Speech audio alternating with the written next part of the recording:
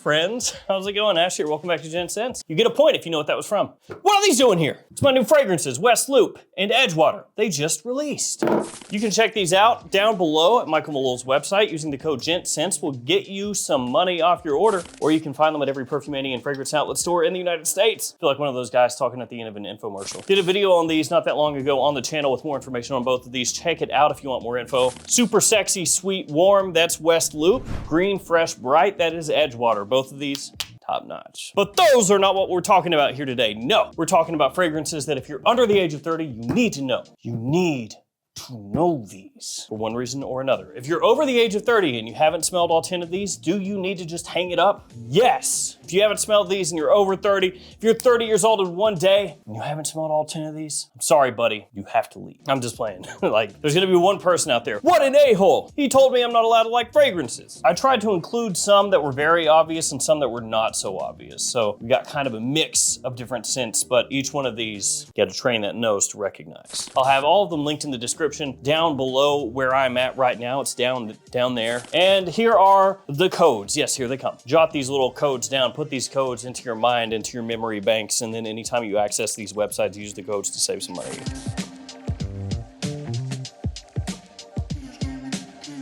All right, the first fragrance, it's down here in the little basket of doom.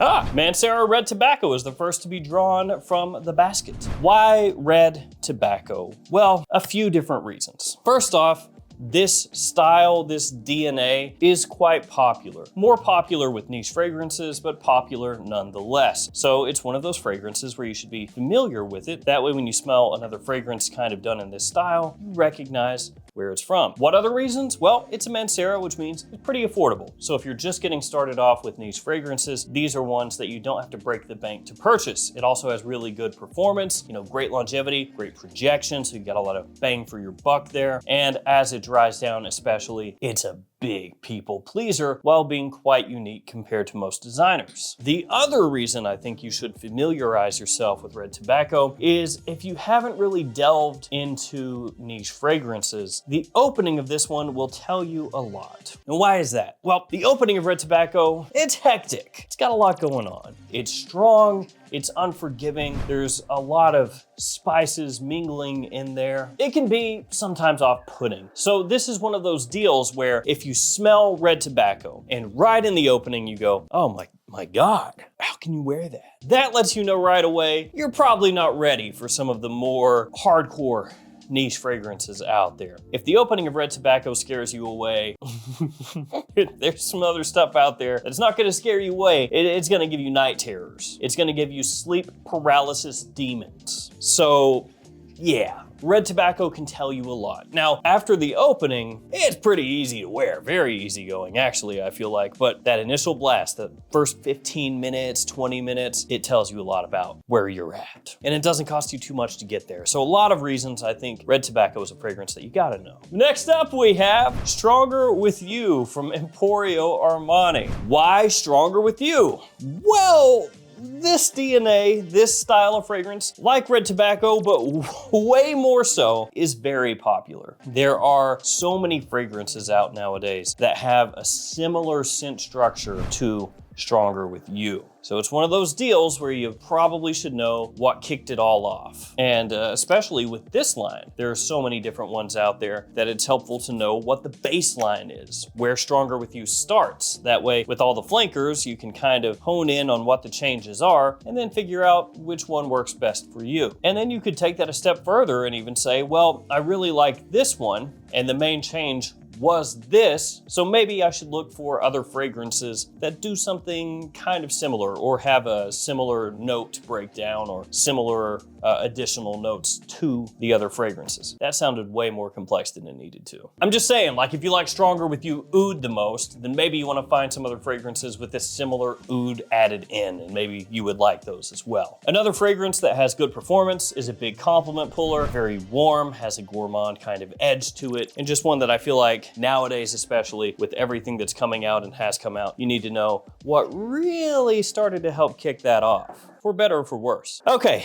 this next one is not going to be for everybody. This is not a fragrance that I'm putting up here and saying everyone needs to smell this because everybody under the age of 30 is gonna love it. No, I don't think so. It is Enr Noir from Lalique. Now, this one is pretty cheap from discounters, you know, 30 bucks, sometimes less, so not very pricey at all. And it has great quality for the price point. I think amazing quality, frankly, for how cheap it is. For the longest time, Enr Noir was considered one of the best cheapies, period. If you looked up, you know, cheap fragrances with niche quality, Enr Noir. Best bang for your buck cheapies, Enr Noir, everywhere. And quality-wise, I agree. Here's the issue with Enr Noir, especially for younger guys, it can be hard to wear. Enr Noir is dark, rooty, woody vetiver.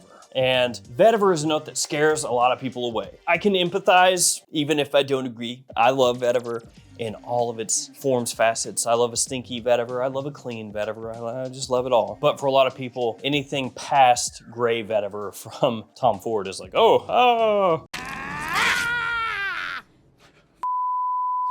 So with this one, being as high quality as it is for the price point, again, extremely cheap, it's one of those ones I think you should check out to see where you fall on that vetiver scale. When you smell this, do you think, yes, I could wear that in these situations, and I am interested in checking out more vetiver? Or do you smell this and you go, oh Lord, no, just take me now. If that's the case, work it back, you know?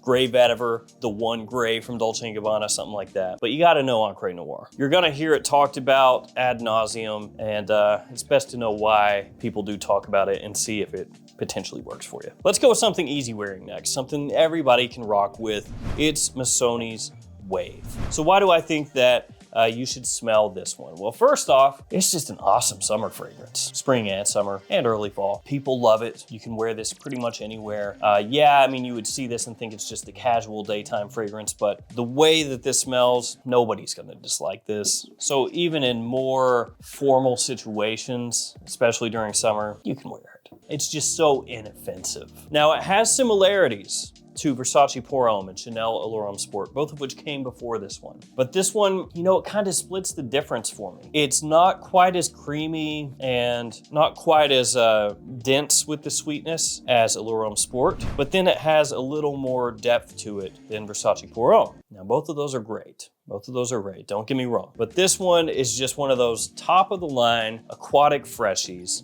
that I think so many people could get great use out of. And when this is at discounters, you can find it for a really nice price. And also the cap is magnetic, and a decent magnet at that. I mean, if you really give it a shake, it'll come undone, but if you just grab it, so that's another thumbs up. Some fragrances will give you the magnetic cap and you'll think, oh, how nice, but then they're so weak that as soon as you go to lift it, it just comes off right away and might as well just not even have it at that point. Don't tempt me with the good time and then ruin it with the crappy cap. All right, extremely obvious time, Aventus. Now, Aventus at retail is stupid expensive. It's overpriced, frankly, for what you get compared to everything else on the market nowadays. Yes, it's overpriced. But Aventus is still the daddy. It's the fragrance that kicked off this entire style of fragrances that you can smell across everything. Designers, niche, indie, clones, it doesn't matter. Body sprays, soap, whatever. There is something out there in every single form, shape, facet of men's product that has a scent that smells like this. So it's one of those deals where you can say, oh, Creed, you mean the House of Greed? Ha!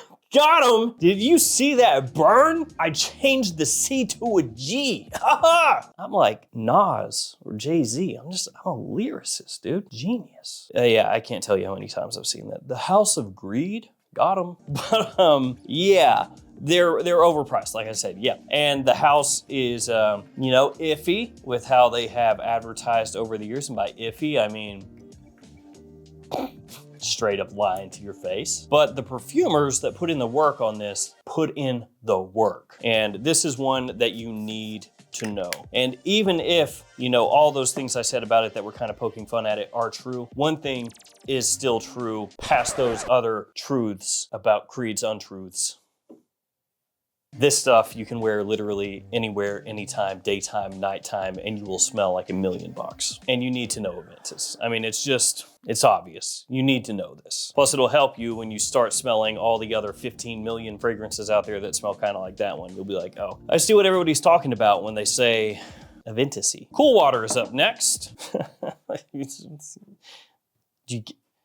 Some people get it. Cool Water, perfumed by Pierre Bourdon, who also did a lot of fragrances for the House of Greed. This one is extremely affordable at discounters, super cheap. It's been out for decades and it still works. It's another fragrance that from time to time, you'll smell something out there, out and about, that has a little Cool Water vibe to it. Nowhere near as much as this, but it's still a very influential scent. Very green, fresh, bright, and clean. Has a bit of a soapiness to it, but it smells still to this day, I think, great. It's one of those modern classics. A lot of people could say that this should be up on like the Mount Rushmore of fragrances, Mount Fragmore, and I would not argue that a bit. Another one that is not in this list, but Enr Noir, you know how I feel about that. You should smell that one too. Everybody should smell that one. Keep it moving with Invictus from Bakura, the original Invictus. Now, there was a time where everything coming out smelled kind of like Invictus, like a little bit of it here and there.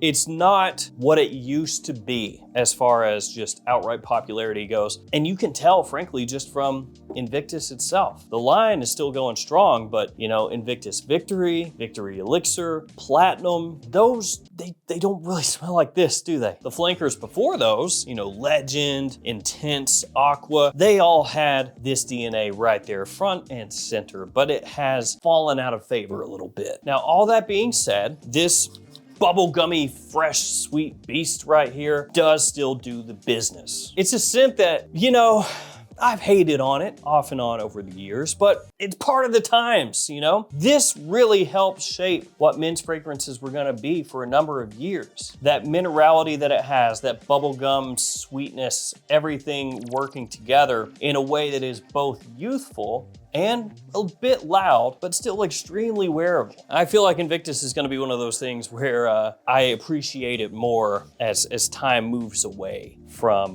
when it was in its heyday, at its peak. Don't know what you got till it's gone. Just playing, I still kind of hate you, but I love you at the same time. It's like love-hate. Then we got Gentleman Reserve Privé. Now, with this one, I gotta say I waffled between a few different fragrances here. I was thinking Dior Homme Original, Dior Homme Intense, Valentino Uomo Intense, Valentino Uomo, Gentleman Eau de Parfum, and then eventually just settled on this one. So of course, the main thing that ties those fragrances together is kind of an irisy feel. You have to know iris, especially in this form, which is my favorite, which is, you know, kind of a creamy iris, a little bit sweet. Some people would say makeup-y, lipsticky. Depending on which of those fragrances I just mentioned that you smell, some of those are going to be more makeup-y, some will be less, but they all share a similar kind of iris thread throughout them. So why Reserve Privé? Well, I was thinking I wanted one that had more of a fall and winter lean to it. And this one does. Some of the others in those lines are maybe more suited toward like spring, fall. Also, this one just smells amazing. So there's that. The warmth here and that sweetness that you get from the additional boozy note just really amplifies this. And I feel like if you're going to step into that realm for the first time, that style of iris, then leading off with one of the easier to wear ones, probably the best bet, which is why I went with this. Exquisite. This stuff is awesome. Niche again, obvious one again, BR 540. Yes, Baccarat Rouge 540 from Maison Francis Kurkdjian, for pretty much the same reason as Aventus.